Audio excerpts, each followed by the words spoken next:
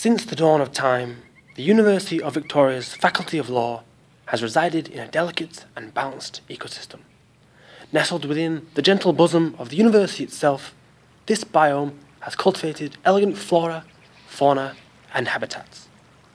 But the law of the wild is cutthroat, and this balanced ecosystem is under constant threat. Scarcity of food, pack dissension, and competing organisms are just a few of the problems facing this once proud habitat. One of the most insidious threats has come in the form of an invasive species, an outside population that has migrated into the Fraser biome. Unprepared to deal with anything even resembling the outside world, the native species of Fraser have survived by running and cowering. Known colloquially as snails, this intrepid species has created a niche in the habitat the law students once dominated. The snails are a biological wonder. Along with the bunnies, they make up one of UVic's most interesting and engaging native species. You know the bunnies are dead, right? What?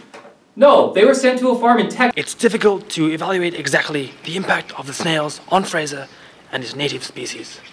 Researchers have attempted to observe the law student population directly for any indications of stress.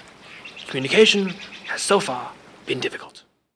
Me, interviewer, me want to know about snails. What you know about snails? What the hell is wrong with you? Other members of the pack have been slightly more comfortable with the presence of researchers, but local dialects have made the objective conclusions tricky. Listen, brah. These snails, they're like the opposite of fetch. You know what I mean, man? Like, I just want to come in here, hang with the boys, play a little pong, and these jokers come in here and just shove me out of my own biosphere. It's messed up. And I ain't no anti-exclusionist bro douche. Like, peace and love for all, man. Do you even go here? You're too much, man. I got a seminar to teach. With so much at stake, members of the native species have taken certain unilateral attempts to deal with the presence of the snails. I'm Steve Irwin, and today we're on the lookout for one of nature's most fearsome library usurpers. Crikey, there's one. We're just going to get a little bit closer. Ever so quietly. Oh, crikey, what a beaut!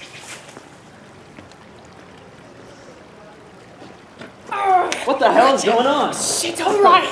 I'm not going to hurt you. You can tell he's out of his native habitat, and he's kind of scared. What's going on here? I'm not going to hurt him. He's gorgeous. All right, I'm just going to mark you, buddy, and then I'm going to let you go. Is this and that real way life? we can find him again. What are you doing? I'm not going to hurt you. No? You're beautiful. You're fucking nuts, law students. You can see here the slime trail, one of the classic marks of a snail. Oh, crikey, what an amazing phenomenon. This is why I got into this business, just pure love of wildlife. One of the most interesting things about snails is their mucus trail. They exude a thick, lubricating mucus that helps repel them in their movements. Does this slime pose any health threat to the native species? Absolutely not. In fact, we've seen many examples of members of the local population using it to help make the existing food sources more edible. But not all is lost for the Fraser pack. Though frail and helpless against any substantial threat, the species has specially adapted to fight fiercely against all manner of non-issues. In this most epic of battles, the law students have a crucial advantage. The time has come to take back Fraser. For too long, our ping pong balls have been lost, and our God-given right to superiority has been trampled upon. No more! Jesus, man, is this what it's come down to? Salt will kill these snails.